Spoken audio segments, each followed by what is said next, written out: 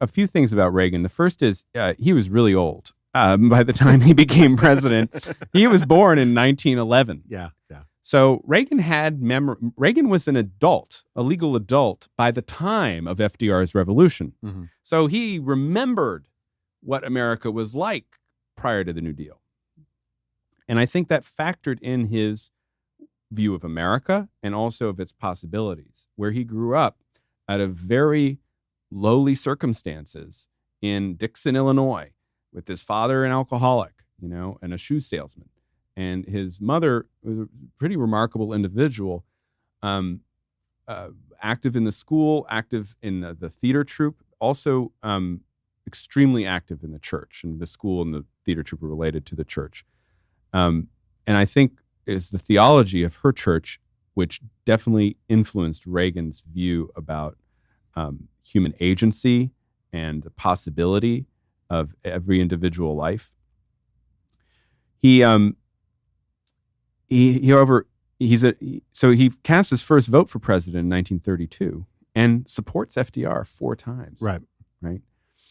Because his dad was an FDR supporter who really liked FDR's support for the little guy. Mm-hmm. And that was also kind of ingrained in Reagan by the time he becomes an adult.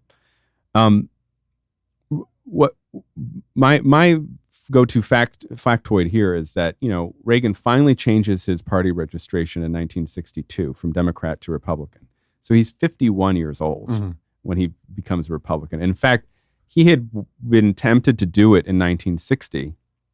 But Nixon, being the cynic that Nixon was, thought it would be better that Reagan could lead Democrats for Nixon in 1960. So he's like, put that off for a couple years before you become a Republican. So he waited. He had met William F. Buckley pretty around that time in the early 1960s. He had already subscribed to National Review, Human Events.